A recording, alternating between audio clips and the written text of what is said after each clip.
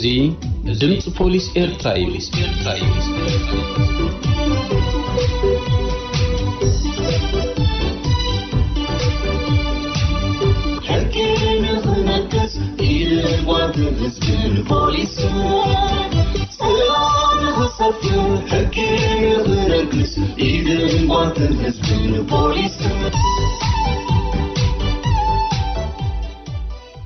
ድምጽ ፖሊስ ኤርትራ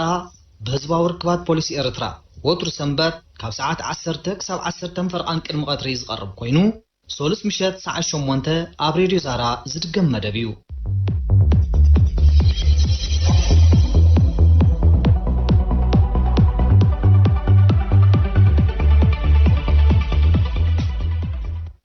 ኣብ ዝተፈላለዩ ቦታታት ኮንኩም መደባት ድምጽ ፖሊስ ኤርትራ ኣብ ምክታል ትርከቡ ክቡራትን ክቡራን ሰማዕትና ከመይ ቀኒኹም? ድምጽ ፖሊስ ኤርትራ ከምቲ ወትሩ ተቕርቦ ንሎሙን ዝተፈላለዩ መደባት ኣዋይዳ ኣብ ሰዓታት ተረኺባላ።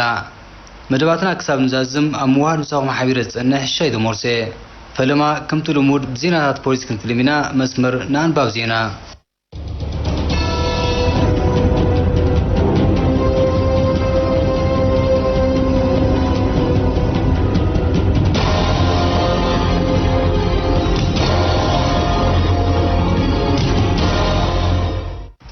أقدم سلام تعلنا نيمن زخبركم زخبركن سمعتنا إرمياس أصفها نلو مستدالو أنا يوشتن وطن زيناتات بوليس كأربولكمي سنة مكتال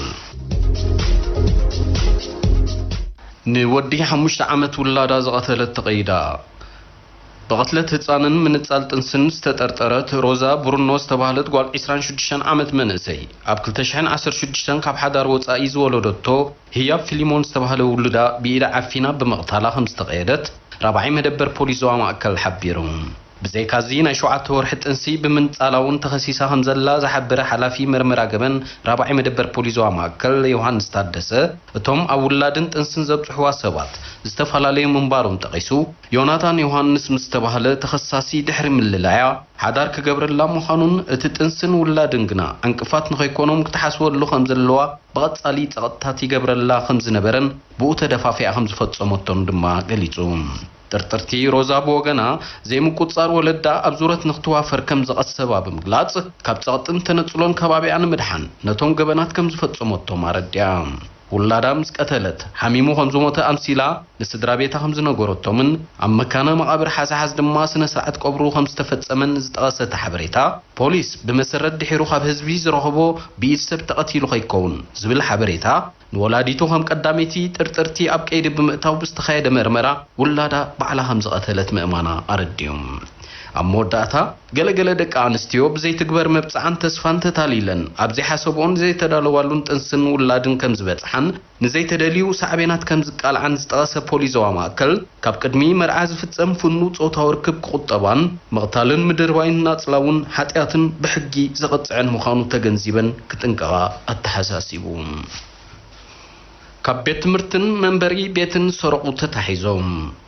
أب عدوحي نوزوا أمن حيل اتركب كلاي درجة بيت مرتي زارا جنزب بمسرع استطرطرو بمتحوار حزبي أب تحت قيدي كم زاتو حلافي مرمرا جبن مدبر بوليس كدو بعر فتسوم ولا جبريل ندمت بوليس حبيرهم تورتورات ساسينوس إفريم سمرت تخلن أمانيل محرة أبن أدراشهم نوزوا أمن حيل خوينهم موسكوت نايت بيت مرتي فنكيلهم بمئتون مفتح رماديو بمسبارن لعلي 35 شحنة أفاخن سرقو تفليتهم بزي كازي قداماي كسوس ساسينوس سب كم زيلا اصنعو نمعصو منبر بيت غروبيتو سيرو بمئتاو 3756 نافا كم سرقه اتا حبريتا ارديوم تنكي سرقي نايت بيت تمرتي واردياتات بغبو كيترخاخبو يقايرو منباروم طرطرات حلو ابزي بول وانا اصنعوم نت سرقي كم زفصمو حلافي مرمرا جبنت مدبر غليصوم بوليس وادو بموداتا تكالات نبرتنن ገንዘበንን نخيسرق زمدبوم واردياتات بقعات كخونون بحلافنتن تكورنتن حلواهم نخكايدون مقصارن كحيلا خمز غبا التحساسيبو موت زصعب حدغا مكينا اقاطيمو اب كبابي بيت تمرتي فرسرام اسمرا ب27 لكاتيت 2022 بزغاطم حدغا مكينا اب لعلي حدا سب ناي موت غدات وريدو 38 ዝዕድሚኡ ተኸሳሲ ሮቤል በረኸት አባይ ኣብዚ ተጠቕሰ ዕለት ከባቢ ሰዓት 9 ምሸት መኪና ኢአር 1 ኤ8494 መርሒው ካብ ከባቢ ሲነማ ሮማ ናብ መንበር ቤቱ ባርጅማ እናተጓዓዘ ኸሎ ጽርግያ ይሰግር ንዝነበረ 50 ዓመት ንዝዕድሚኡ መድሃኒ አስመሮም ሃይለ ገጪው ሞት ከም ዘስዓበሉ ፖሊስ ትራፊክ ዞባ ማእከል ሓቢሩ ነቲ ሓደጋ ዘጻረየ መርማሪ ሓደጋ ዓወት ኤፍሬም ተኸሳሲ ኣብ ደሙ ውሱን ዓቐን ኣልኮል እኳ እንተጸንሖ እቲ ጠንቂ ብቐንዱ ኩቱር ናህሪ ምንባሩ ኣረዲዩ ፈጻሚ ሓደጋ ብወገኑ ሰዓት ሕላፍ ኣኺሉ ብምንባሩ ንኸይቅጻዕ ተሃዊኹ ብርቡሽ መንፈስ ንቤቱ እናተጓዓዘ ኸሎ ነቲ ሓደጋ ከም ዝተቓልዐ ገሊጹ ኣብ መወዳእታ ሓደጋታት ትራፊክ ንምውሓድን ንምክልኻልን መራሕቲ ተሽከርከርቲ ንሕግታት ትራፊክ ብምእዛዝ ሃዲዮምን ተጠንቂቖምን ክጓዓዙን ኣብ ህይወትን ንብረትን ዝወርዱ ዘለዉ ክሳራታት ኣብ ምንካይ ተርኦም ክጻወቱን ኣባላት ፖሊስ ትራፊክ ምዒዶም ሸለልትነት ዝጠንቁ ሓደጋ ትራፊክ ኣብ ልዕሊ ሰብ ጉድኣት ኣውሪዱ ነባሪ ከተማ ዓሰብ ምምሕዳር ከባቢ ዓስቡይን መራሒ ናይ ጽዕነት መኪናን ዝኾነ ጥርጡር ተስፋይ ሃብቶም ፍሳጽን ጥንቃቐ ብዝጎደሎ ኣመራርሓ መኪና ብዝፈጸሙ ሓደጋ ኣብ ልዕሊ ሓደ ተሳፋሪ ከቢድ ኣካላዊ ጉድኣት ምብጽሑ ከም ዝተቐየደ ካብ ቀዳማይ መደበር ፖሊስ ዓሰብ ዝረኸብናይ ሓበሬታ ኣረዲዩ بمسرت كابتن مدبر بوليس ترخب حبريتها فتصام حدقا عباي ناي ጽዕነት መኪና መሪሑ እናተንቀሳቀሰ ብዘይ ምስተዓል ተሽከርካሪቱ ምስ መንደቕ ብምልግዑ ኣብ ልዕሊ ስፖንዳ ናይታ መኪና ኮፍ ኢሉ ንዝነበረ ተስፋ ኢሳቅ ዝተባሃለ ተጓዓዚ መቑረጽቲ እግሪ ዘስዓበ ከቢድ ጉድኣት ከም ዘውረደን ግዳይ ኣብ ሞከስ ሆስፒታል ብሕቱም ሕክምናዊ ኣገልግሎት ይግበረሉ ከም ዘሎን ሓቢሩ ቀዳማይ መደበር ፖሊስ ዓሰብ ኣብ መወዳእታ ኣብ ሃገርና ብሰንኪ ሸለልትነት ዝስዕቡ ሓደጋታት ትራፊክ ኣብ ልዕሊ ህይወት ሰብ ሞትን መጉዳእትን ኣብ ልዕሊ ንብረት ድማ ከቢድ ክሳራታት ይወርዱ ምህላውን ብምግላጽ መራሕቲ ተሽከርከርቲ ይኹኑ ተጓዓዝቲ ወትሩ ጥንቆቃት ክኾኑ ኣተሓሳሲቡ እዚ ድምፂ ፖሊስ ኤርትራዩ ናብ ኣህጉራዊ ዜና ፖሊስ ንሰግር ኣለና ምሳና ጽንሑም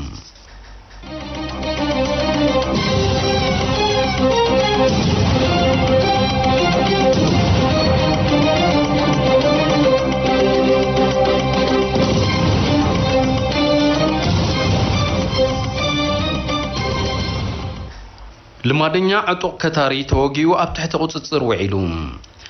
ኣብ ሃራረ ዚምባብዌ ንንጎማሻ ዝተባሃለ ልማደኛ ዕጡቅ ከታሪ ምስ ፖሊስ ኣብ ዝተገብረ ምሉእ ኣተኹሲ ሰለፉ ተወጊኡ ኣብ ትሕቲ ቁጽጽር ክውዕል ከም ዝኽኣለ ሰብ መዝታ ሃገር ገሊጾም እዚ ቺታኩራ ብዝብል ሳጓ ጽዋዕ ጉሒላ ካብ መፈለምታ 2000 ኣትሒዙ ብሕጊ ዝሕተተሎም ሓያሎ ጉዳያት ከትርን ዘረፋን ከም ዘለውን ኣብቲ ሃገር ሰብ ካብ ዘሰኩሕ ዕሉላት ከተርቲ ሓደ ምንባሩን እዩ ዝንገረሉ ጸብጻባት ፖሊስ ከም ዝሕብሮ ነንጎማሻ ምስ ሓደ ናይ ኒውስ ሩም ኣፍሪቃ ወኪል ዝኾነ ንኩበ ስሙ ወዲ 35 ዓመት ጋዜጠኛ ርክብ ዝነበሩ ኮይኑ ኣብ መንበር ቤት ናይ ዝዳሕረዋይ ተጠቃሲ ብዘካየዶ ተፍትሽ 5 ሸጓጉጥን ጠበናጁን ምስ ተተኮስቶም ክረኽቡ ክኢሎም እዮም ንኩበ ንባዕሉ ምስ ክልተ ድሮ ተታሒዞም ዘለዉ ተሓባበርቱ ብብረት ዝተሰነየ ዘረፋ ብምፍጻም ዝኽሰስ ዘሎ ኮይኑ ናይቶም ኣብ ገዛኡ ዝተረኽቡ ኣጽዋር ሕጋዊ ፍቓድ ከርኢ ተሓቲቱ ከቐርብ ስለ ዘይከኣለዩ ንሱ እውን ኣብ ትሕቲ ቀይዳት እዩ ዝተፈላልዩ ገበናት ፈጺሞም ዝተባሃሉ ልዕሊ 8000 ጥርጡራት ተቐይዶም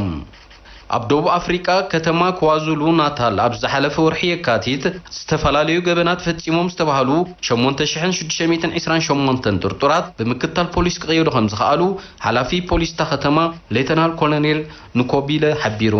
ጥርጡራት ንምቕያድ ብፖሊስ ተኻየዱ ስርሒታት ኣብ ክልተ ዝተኸፍሉ ከም ዝነበሩን ዕዉታት ምንባሮም ድማ ኣብቲ ወፍሪ ዝተሳተፉ ኣባላት ፖሊስ ገሊጾም ኣብቲ ቀዳማይ ስርሒት ካብ ዝተታሕዙ ጥርጡራት እቶም 1839 ዝተፈላልዩ ዓይነታት ዕጸፋ ሒዞም ጸንሑ ክኾኑ ከለዉ 716 ዘይሕጋዊ ኣልኮላዊ መስተ ብምሓዞምን ብምሻጦምን 443 ከኣ መራሕቲ ናይተን ዘይሕጋዊ ኣልኮላዊ መስተ ዝጸዓና መካይን ምንባሮም ዝሓበረት ላዕለዋይ ሓላፊ ኣብቲ ስርሒት 273 ዘይሕጋዊ ብረት 3269 ጠያይትን ብዙሑ ዘይተገልጸ ነቶክትን ቦምባታትን ኣብ ትሕቲ ቁጽጽር ከም ዝኣተወ ገሊጹ ኣብቲ ካልኣይ ስርሒት እውን ምስቶም ገበነኛታት ኢድ ነይሮም ዝተባሃሉ 2681 ጥርጡራት ብቕትለት ዓመፅ ስርቂ ካብ ገዛን ትካላትን መጥቃዕቲ ኣብ ልዕሊ ንጹሃት ሰባት ዕጸፋርስ መሓዝን ምሻጥን ምውናን ዘመናዊ ኣጽዋርን ምክፋል ዘይሕጋዊ ኣልኮላዊ መስተን ክስታት ተመስሪትሎም ከም ዘሎ እቲ ሓላፊ ፖሊስ ኣነጺሩ ኣብ መወዳእታ ካብ ካልኦት ሃገራት ንዝመጹን ኣብ ውሽጢ እታ ሃገር ንዝርከቡ ገበነኛታትን ተሓባበርቶምን ንምቁጽጻር ህዝቢ ምስ ፖሊስ ምትሕብባሩ ክሕይል ከም ዝግባእ እቲ ሓላፊ ፖሊስ ተላቢዩ ናይ መወዳእታ ዜና ፖሊስ ፖላንድ ኣብ ምስጋር ዝሕጋዊ ናውቲ ሕክምና ዝተዋፈረ መርበብ ገበን ይበጣጥስ ፖሊስ ፖላንድ ኣብ ምስጋር ዝሕጋዊ መሸጣ መድሃኒታትን ናውቲ ሕክምናን ከም ዝተዋፈሩ ዝተገልጹ 34 ጥርጥራት ዝሓለፈ ሰሙን ክቀይድ ከም ዝኽኣለ ኤውሮጳዊ ውድብ ምቁጻር መድሃኒት ሓቢሩ ኣብቲ ፖሊስ ፖላንድ ምስ ኤውሮጳዊ ውድብ ምቁጻር መድሃኒት ተላፊኑ ዘካየዶ ስርሒት 10.12 ሚልዮን ዶላር ኣሜሪካ ዝትምን ዝሕጋዊ መድሃኒታትን ናውቲ ሕክምናን ከም ዝተቆጻጸሩ ተፈሊጡሎ መስርሕ መርመራ ከም ዘረጋገጾ እቲ መርበብ ገበን ካብ 2018 ኣትሒዙ 10 ቶናት ዝግመት መድሃኒታት ካብ ኤስያ ብመገዲ ዝተፈላለዩ ሃገራት ኤውሮጳ ናብታ ሃገር ክእቱ ከሎ መስርሕ መሸጣ ድማ ብስም ናይ ፈጠራ ማሕበር ብመገዲ ኢንተርኔት እዩ ዝፍጸም ነይሩ እቲ ውድብ ተወሳኺ ኣብ ዝሃቦ መግለጺ ካብዞም ጥርጥራት እቶም 27 በቐጥታ ምዚ ጉዳይ ብዝተሓዝ ክቕየዱ ከለዉ ክልተ ኣካየድቲ እቲ መርበብ ዝርከቦም 7 ጥርጥራት ድማ ፋይናንሳዊ ድጎማ ዝገብሩ ዝነበሩ ምንባሮም ኣፍሊጡ ፖሊስ ፖላንድ ኣብ መወዳእታ እቲ ስርሒት ኣብ ዜጋታት ቅሳነት ዝፈጥርን ንዝሕጋዊ ንግዲ ባይታ ዝኸልእን ምዃኑ ብምጥቃስ ከምዚ ዝኣመሰለ ዘይሕጋዊ ተግባራት ካብ ስሩ ንምሕጓግ ኣበርቲዑ ክሰርሕ ምዃኑ ኣረዲዩ ባርክ ዝኸበርኩም ሰማዕቲ ድምፂ ፖሊስ ኤርትራ ዜናታት ፖሊስ ኣብዚ ዛዚምና ኣለና ዝተረፉ መደባት ድምፂ ፖሊስ ክትከታተሉ እናሓደምኩ ብወገነይ ሰላም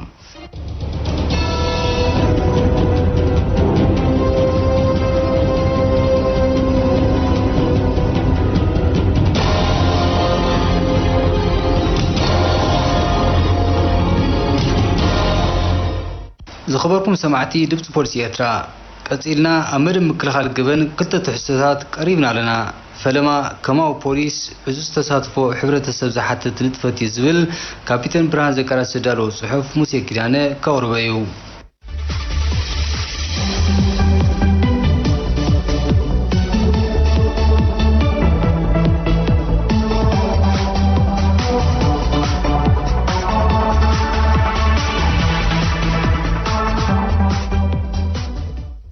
ንደቂ ሰባት ዘከራኽሩ ጉዳያት ብዓይነቶም ይኹኑ ብትሕዝቶኦም ዝተፈላለዩ እዮም ስለዝኾነ ድማ እዮም ገበናውን ሲቪላውን ተባሂሎም ዝጥቀሱ ገበናዊ ጉዳያት ብፖሊስ ተጻርዮም ናብ ቤት ጽሕፈት ኣኽባር ሕጊ ድሕሪ ምልኣኾም ክስ ተመስሪትሎም ኣብ ዝምልከቶ ቤት ፍርዲ ዝረኣዩ ክኾኑ ከለዉ ሲቪላዊ ጉዳያት ግን ብቐጥታ ኣብቲ ዝምልከቶ ቤት ፍርዲ ብኣመልካቲ ናይ ክስ ወረቐት ቀሪቡ ፋይል ድሕሪ ምኽፋቱ ዝዳነዩ እዮም ጉዳያት ይፍኮሱ ይኽበዱ ብዘየገድስ ሰብ ጉዳይ ኣብተን ንብዙሓት ስድራ ቤታት ዘማእከላ ኮማት ዝነብሩ ብምዃኖም ናብ መደብራት ፖሊስን ኣብ ቤት ፍርድን ከይጠመቱ ወይ ከይማዕደው ኣብ ከከባቢኦም ብዝተወደበ ከማዊ ፖሊስ ፍታሕ ክረኽቡ ዝኽእሉ ምዃኖም ምፍላጥ ከዓ ዓቢ ጸጋ እዩ ኣብ ባይታ ዘሎ ክውንነት ከም ዘረጋግጾ ከማዊ ፖሊስ ንሕብረተሰብ ዝህቡ ኣገልግሎት ኣዝዩ ልዑል እዩ ምኽንያቱ ኣባላቱ ዝተፈላለየ ዕድመ ጾታ ሞያን ተመኩሮ ስራሕን ዘለዎም ኣብ ርእሲ ምዃኖም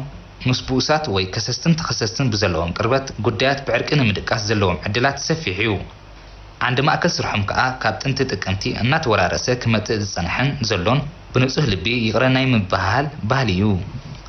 በዚ መንጽር ክርአ ከሎ ጉዳያት ብከማዊ ፖሊስ ምፍታሕ ረብሓታቱ ጉልሕ እዩ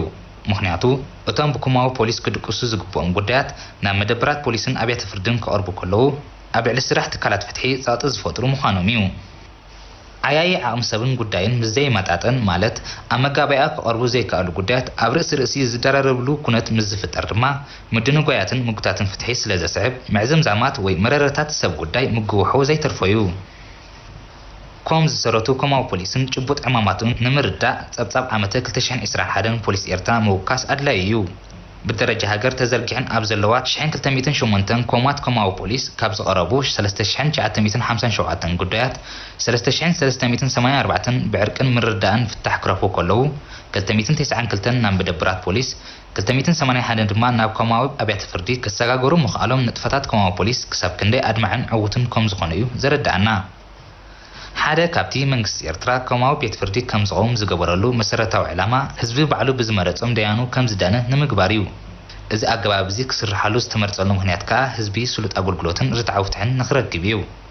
ከማዊ ፖሊስ እምበር ከም ዝሰረቱ ክሳብ ዝኾነ ረብሓታቱ ካብ ዝተጠቕሰ ዘይፍለዩ ሕብረተሰብ ኣብ ከማዊ ፖሊስ ዘለዎ መረዳእታ ክዕብን ንቕሓቱ ከበርኽን ንከማዊ ፖሊስ ዘለዎ ኣኽብሮትን ምኡዝነትን ብግብሩ ከመስክር ኣባላት ከማዊ ፖሊስ ንውሕስነት ህይወትን ንብረቱን ዝቆሙን ተወፊዮም ዝዓዩን ዩኒፎርም ዘይለበሱ ወተሃደራት ከም ዝኾኑ ኣሚኑ ምትሕባሩ ክዕዝዝ ይግባእ ምሕያል ከማዊ ፖሊስ ማለት ምሕያል ኮማት እዩ ምሕያል ኮማ ድማ ጸጥታውን ሰላሙን ዝተዋሕሰ ሕብረተሰብ ምርግጋጽ ስለ ዝኾነ እጃም ነፍሲ ወከፍ ዕዙዝ ክኸውን ከም ዝግባእ ለበዋ ዘድልዮ ኣይኮነን።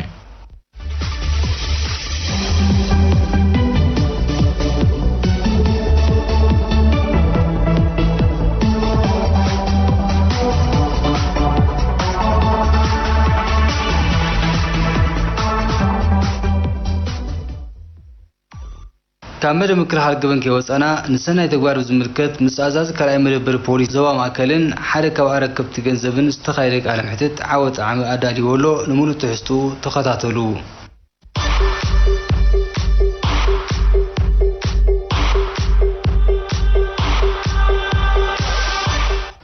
ዜናትካ ይናትካን እዩ ዜናትካ ምምናይ ነቲ ዘለካ ኢለክ ይሙልካ ዝጠፍእ ዝብል ኣባህላ ሕብረተሰብ ኤርትራ ካብ ዝለየሎም ማሕበራዊ ክብርታት ሓደ እዩ። ስለዚ ድማ እዩ ነፍሲ ወከፍ ሰብ ዓብይ ይኹን ንእሽቶ ወዲ ተባዕታይ ይኹን ጓል ኣንስተይቲ ወዘተ ወዲቑ ዝረኸቦ ገንዘብ ይኹን ንብረት ናብ መደበር ፖሊስ ከረክብ ዝርአ።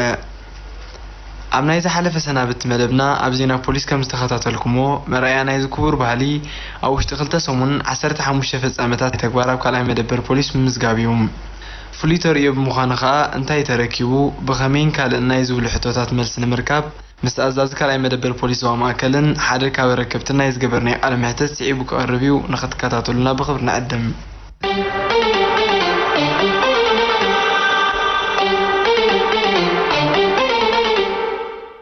ራይ ፈለማ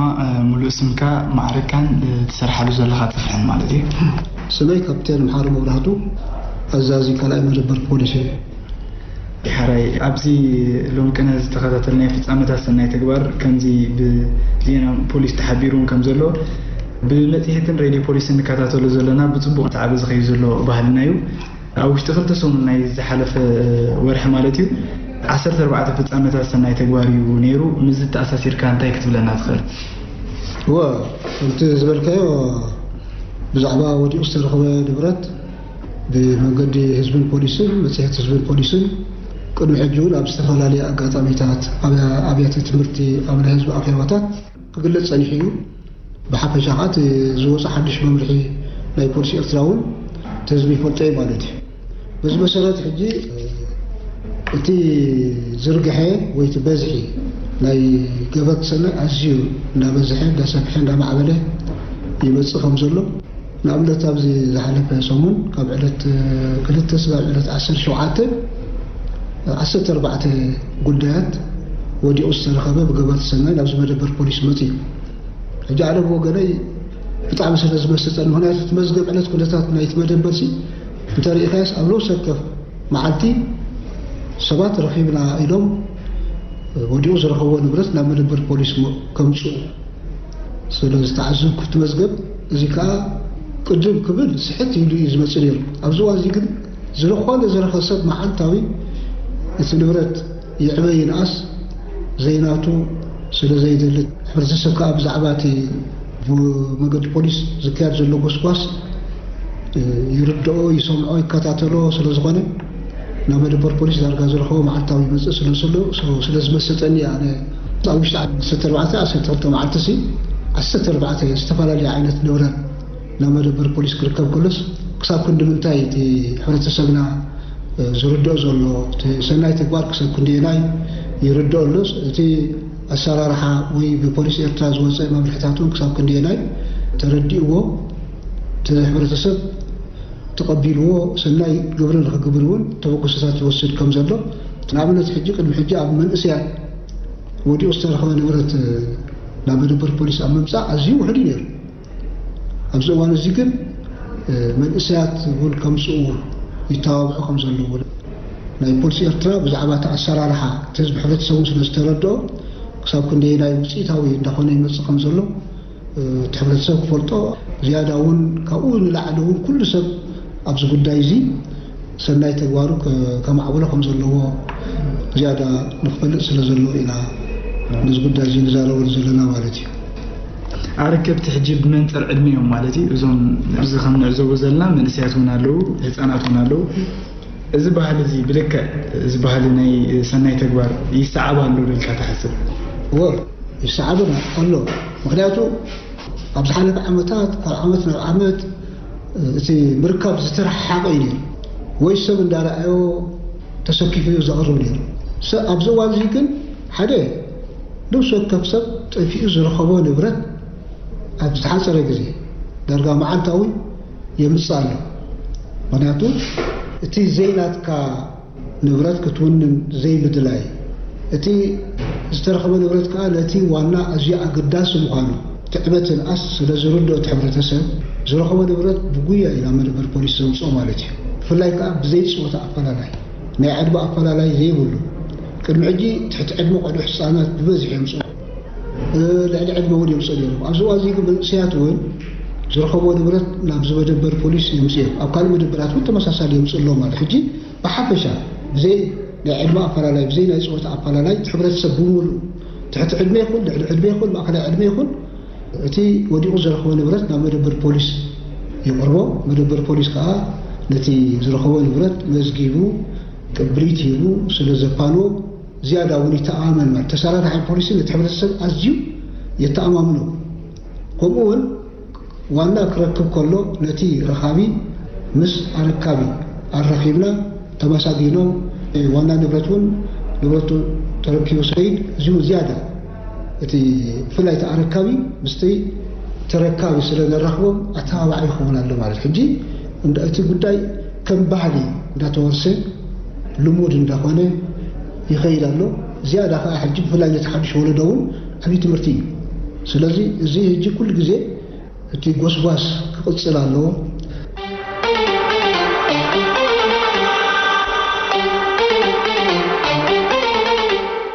ኣብ መወዳእታ ንህዝቢ ተመሓላልፉ መልእኽቲ እንተለካ ንህዝቢ ከመሓላልፎ ዝኽእል ከምቲ ቅድሚ ሕጂ እውን ተደጋጋሚ ገሊፅና ኢና እዚ ጉዳይ እዚ ንኻልእ ሕብረተሰብ ናይ ዓለም እውን ዓብዪ ትምህርቲ ስለ ዝኾነ ንዓና እውን መግለፂና ስለ ዝኾነ ብሓፈሻ ህዝቢ ኤርትራ ኣብ ባህሉ ኣብ ስነ ምግባሩ ዘለዎ ልምድታት ካብ ቀደም ተወራሪሱ ዝፀንሐ እምበር ሓድሽ ነገር ሕጂ ዝተፈጥረ ኣይኮነን ግን ከ ዝያዳ እቲ መንግስቲ ወላት ፖሊስ ኤርትራ ነዚ ጉዳይ እዚ የተባብዖ ስለ ዘሎ እቲ ህዝቢ ከዓኒ ዝኾነ ንብረት ከይነዓቐ ከይሕተት ኢሉ ከይሰግእ ብንቕሓት ናብ መደበር ፖሊስ ኣምሲኡ በመደበር ፖሊስ እቲ ዝተሸገረ ዝጠፍኦ ንብረቱ ክረክብ ከሎ ኣዝዩ ብሕልና እውን ዘዕግብ ስለ ዝኾነ ክቕፅሎ ከም ዘለዎ ሸለል ክብል ከምዘየብሉ እንዳ ፖሊስ ርሒቁኒ ገለ ርሒቁኒ ኢሉ እውን ከይተሃከየ ናብ ቀረቡ ዘሎ መደበር ፖሊስ ክረክብ ከም ዝኽእል ግድን ኣይኮነን ኣብ ከባቢ ኣባሻወል ረኺቦስ ንካልኣይ መደበር ፖሊስ ከምፅኦ ንእግረ መገዱ ድሕር ንድየ ዝኸይድ ነይሩ ኮይኑ ናብቲ ዝቐረቦ ሻውዓይ መደበር ፖሊስ እውን ከረክቦ ክእትወ ኩሉ ሓደ ዋላ ሓንቲ ክልል የብሉን ማለት ስለዚ ዝረኽቦ ነገር ከይተሰከፈ ብንቕሓት ከም ትፈንኩ ዝበዝሕ ሕብረተሰብ ወዲቑ ረኪቡ ናብ መደበር ፖሊስ ከምፅኦ ከሎ ዘጋጥሞ ፀገም ከምዘየለ ይፈልጥ እዩ ብሓፈሻ ግን እዚ ዓይነት ፍልጠት ንቕሓት ኣብ ኩሉ ማዕረ ዓይነት ፍልጠት ክህልዎ ከም ዘለዎ ህዝቢ ከዓኒ ንዝያዳ እዚ ክደፍኣሉ ከም ዘለዎ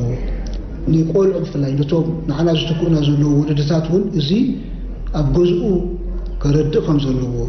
ብፍላይ ከዓ ሓደሽቲ ወለዶታት ህፃናት ደቅና እዚ ጉዳይ እንዳተረዓመ እንዳተለመደ ክኸይድ ከም ልምዲ ከም ባህሊ ክወርስዎ ከም ዘለዎ ክገብር ከም ዘለዎ በዛ ኣጋጣሚ እዚ ክገልፅ ይደሊ ማለት እዩ ራይ ካፕቴን መሓሪ ኣኔልና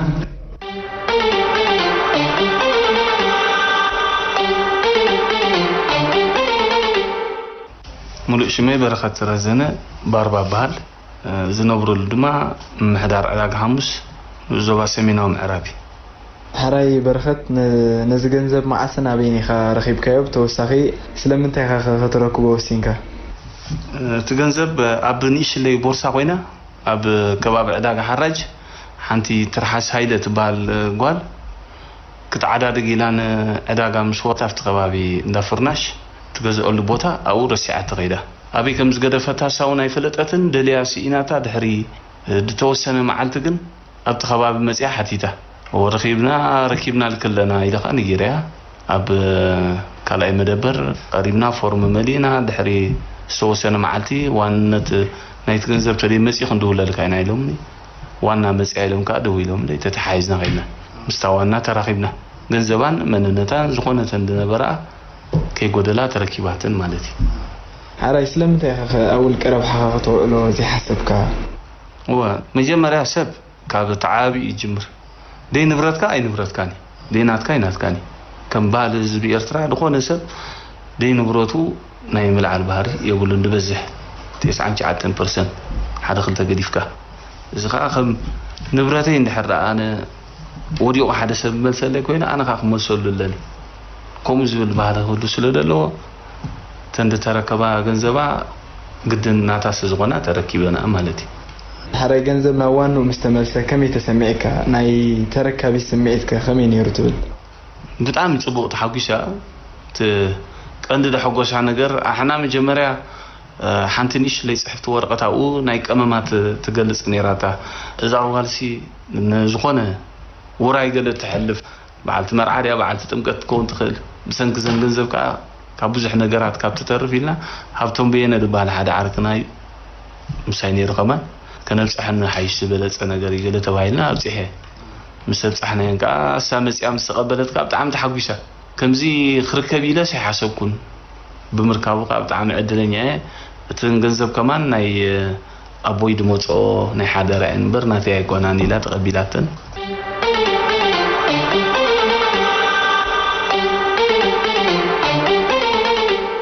حدا حزبنا 5 سنة تجوارتنا يفتح بحال زلويو جن حدا بسنك فرحديو بخال مهنيات نزخ جبرو زي كل له بس لازم نزيهم تم حلالفهم ملخت لك أنا بس قط أمنتها كم حلال في دلي دخون سب عند حرقة وريقو رخيبو ناب زملكوتا انت ركبت زبالة أي هجي خا من قصي أبتدي تعمو وان نتي أركابي كل الكيبل جلز بهالنجارات كم زيله بس قط أمزي بوليس إرترا حلفوا دلو من أختن دحرالي نقول له زبي إرترا أن أنا ندحر أركيبه كم يجرى صباح نجو خم ملالو سليم كاب سرحي كوب كورني يوم دبال نجار كله خم ده يقولوا بحلافنات كله زبي نسرح زي خسر حكم دلو سلده ركبه أفويت عتري كوينو دخانه دموس حتى ويسعبين كم ده لا خبز على الفوت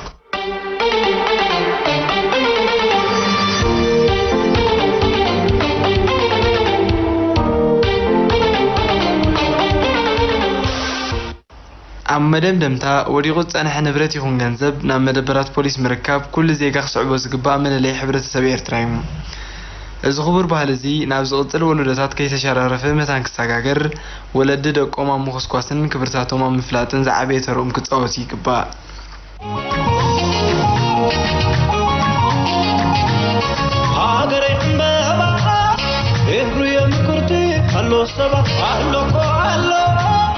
أهلا سكا خزبا سبا أجرينا بله زمقبا دمو زمقبا فخري زمقبا سلام وقحو خطبا زولدا كله كنت قربا وداج عجو وداج زربا قرمبا تعطي فايل ودي تزعبا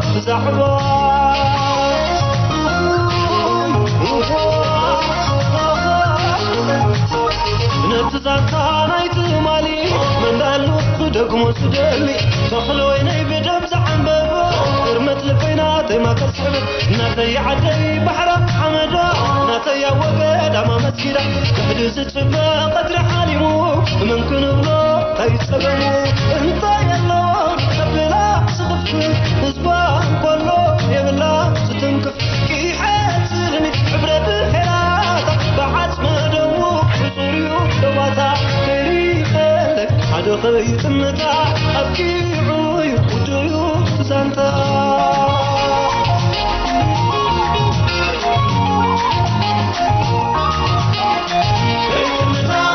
اللي مغيحك بيت المتاع عاجر نويحك بيت المزور بقى خيري لي نحمدي ونس بحري عتمنيو تاريخ زرس تاريخ ينيو زي والعزب وصل تيوصلو نعشاق يوصلو يسي خزبس عمو تقولي زلو عمو قلبو نوى عري عدي زلالو صفع كلا دمي حري تاريمي عمو قلبو نوى عري عدي زلالو صفع كلا دمي بحري نبينو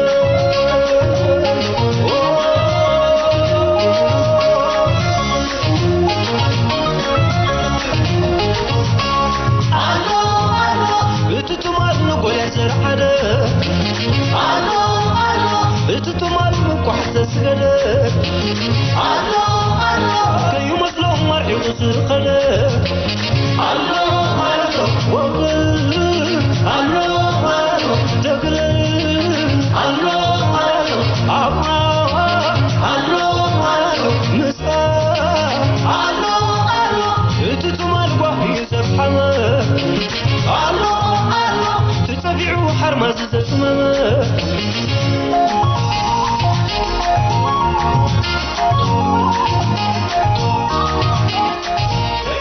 እዚ ድምፂ ፖሊስ ኤርትራ እዩ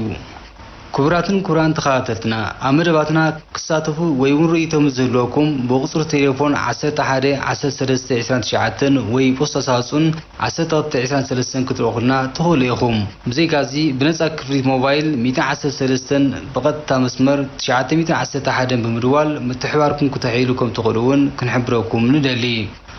ክቡራት ተኸታተልትና ንሎም ዝቐረብናይ መደባት እዞም ክትከታተሎም ፀናሕኩም ነይሮም ምሳኹም ፀናሕና ኣዳሎትን ኣቕረብትን ካፒተን ብርሃን ዘካርያስ ተመስገን ትኩ ኤርምያስ ኣስፋ ተስፊት ገብረ ሚካኤል ሽሻይ ተመርሶ ሙሴ ኪዳነ ኣቤል ኣብርሃም ምስ በዓል ሞያ ቴክኒክ ዓወት ዓሚ ምዃንና ክሳብ ዝመፅእ ሰሙን ብኻልእ ስንራኸብ ሰላም ቅነ وحصاد الهسبي لقليته